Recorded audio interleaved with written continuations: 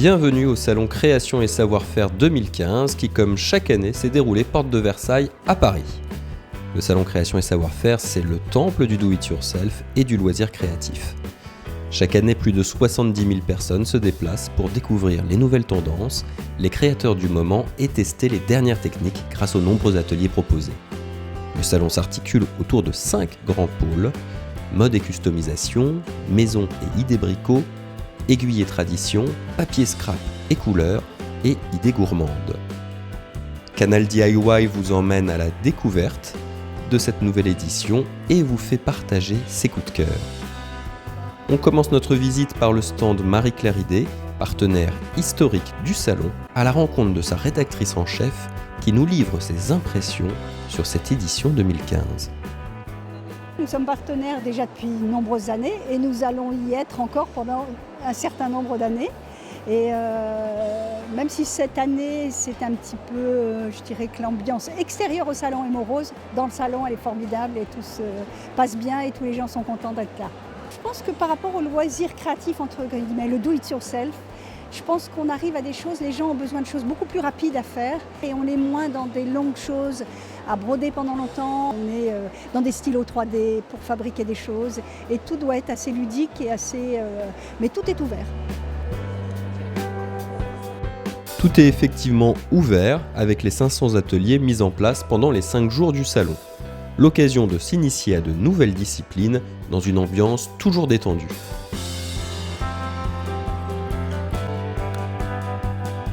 Aujourd'hui, demain et samedi, je vais animer des ateliers de laine cardée. Donc aujourd'hui, on va recouvrir des boules en polystyrène. Et puis demain, on va créer une botte de Noël, toujours en laine cardée, piquée à l'aiguille. Je vous invite à venir au salon Création Savoir-faire cette année. J'ai l'impression que d'année en année, il est encore plus beau. Donc n'hésitez pas à venir nous voir.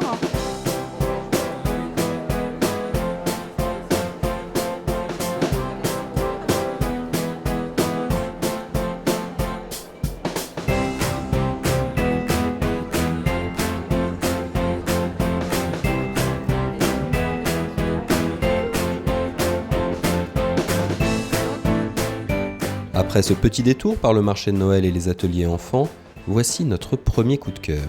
Woolkiss, ou comment apprendre à tricoter en mode do it easy. On a proposé 4 ateliers différents tous les jours. L'idée c'est que du do it easy, donc que des choses très faciles pour commencer à apprendre. Donc on fait du tricot à doigts pour réaliser un collier, du tricot à bras cette fois-ci pour faire un snood.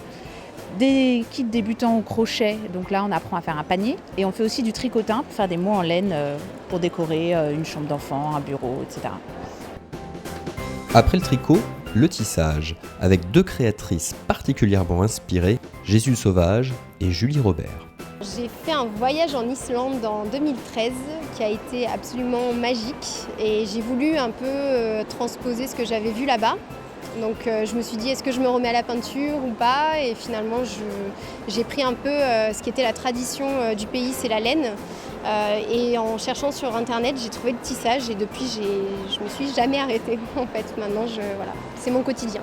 C'est avant tout une exposition et c'est beaucoup d'échanges avec le public, des démonstrations, beaucoup de choses comme ça pour faire découvrir à tout le monde en fait, le tissage qui n'est pas très connu encore en France. De plus en plus de gens se mettent au tissage et du coup je pense que le salon avait envie de mettre en avant cet art créatif qui a sa place à mon avis aujourd'hui du coup sur un salon comme celui-ci qui propose une large gamme de loisirs créatifs. Parce que je pense qu'on a, nous et toutes les filles qui font du tissage aujourd'hui, on n'est pas les seules, on a remis au goût du jour la technique et ce qu'on peut faire à partir du tissage, c'est plus ce qu'on faisait dans le temps, quoi. Donc du coup on montre qu'on peut faire des choses modernes avec un art qui est pourtant ancestral. Donc on a exclusivement des jeunes qui veulent se mettre au tissage et qui commencent le tissage, mais on a aussi beaucoup de personnes plus âgées qui en faisaient dans le temps, qui en faisaient quand elles étaient petites et qui ont envie de s'y remettre.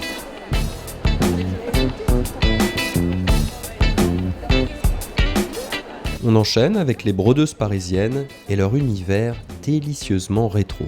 Nous avons de la chance. Depuis le début, nous avons une clientèle multigénérationnelle. Nous avons de jeunes mamans C'est souvent à cet âge-là qu'elles débutent le point de croix et la broderie, ou qu'elles reprennent, puisqu'elles en ont fait quand elles étaient petites filles. Et puis bien entendu, toutes les femmes qui sont arrivées à la retraite et qui ont enfin du temps pour pouvoir broder autant qu'elles le désirent.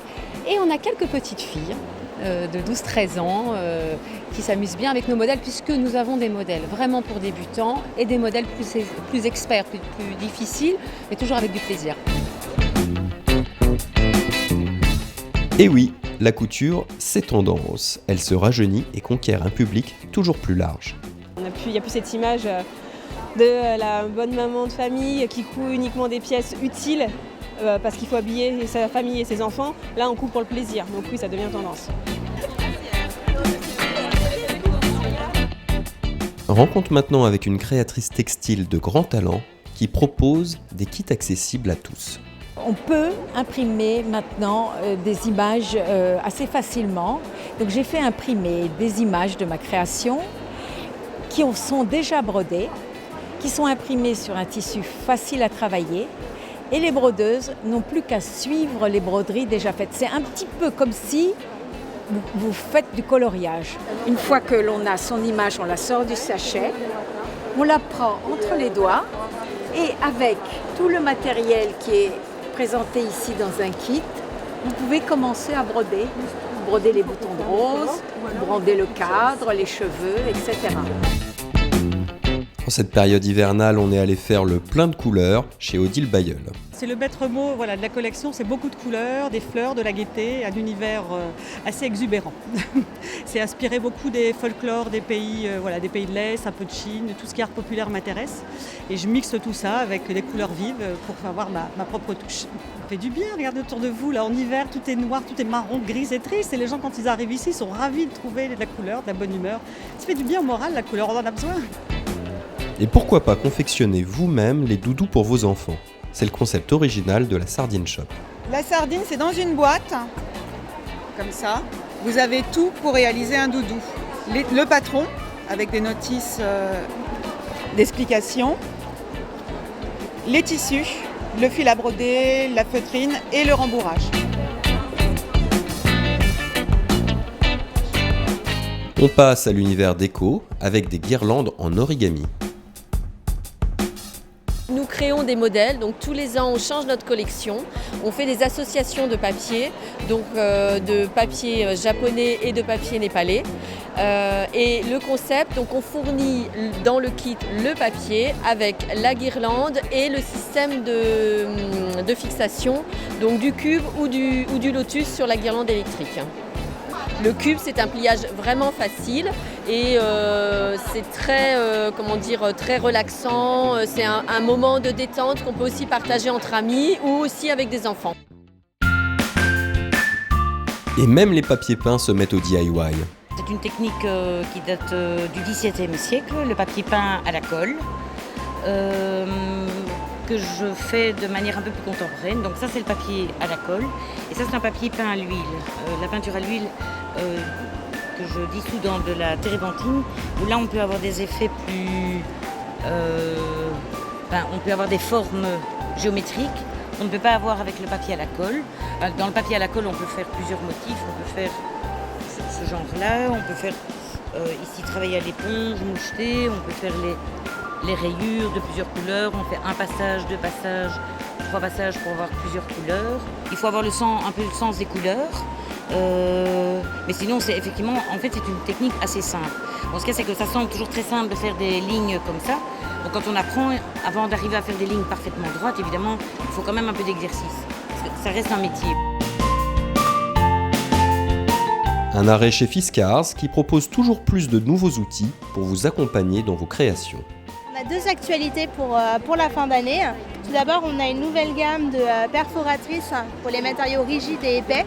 Donc en fait, on va pouvoir perforer des matériaux qu'on ne pouvait pas perforer jusqu'à présent avec les perforatrices, type par exemple du métal, du liège.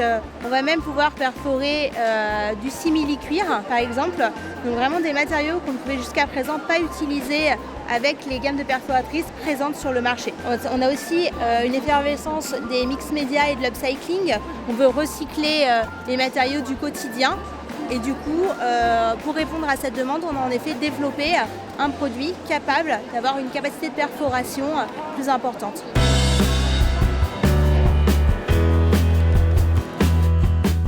Une nouveauté très tendance, chez 3.3, la cosmétique aussi se met au DIY. On s'est rendu compte qu'en fait, il y a beaucoup de femmes qui ont très envie d'avoir des produits sur mesure, donc fait vraiment penser pour elles, mais qui n'ont pas forcément envie de se lancer dans des préparations compliquées avec beaucoup de produits à acheter, du matériel de précision. Donc effectivement, le do-it-yourself arrive dans la cosmétique, mais avec une tendance à la simplification. Je vous propose de préparer une crème pour le visage. Donc pour cette crème, j'ai choisi une base en poudre qui contient les actifs, qui est pour les peaux normales à sensibles. J'ai choisi une huile Urban Detox, donc c'est une huile spéciale pour les peaux urbaines, donc qui va protéger contre la pollution et désincruster. Et on a un hydrolat d'inulodorant. Alors c'est parti.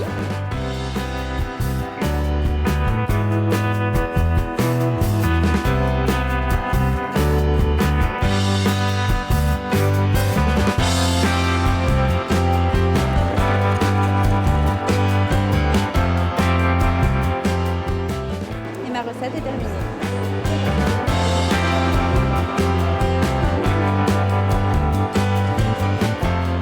On finit ce tour d'horizon par l'univers Idées Gourmandes, avec de délicieux petits biscuits à décorer avec les enfants.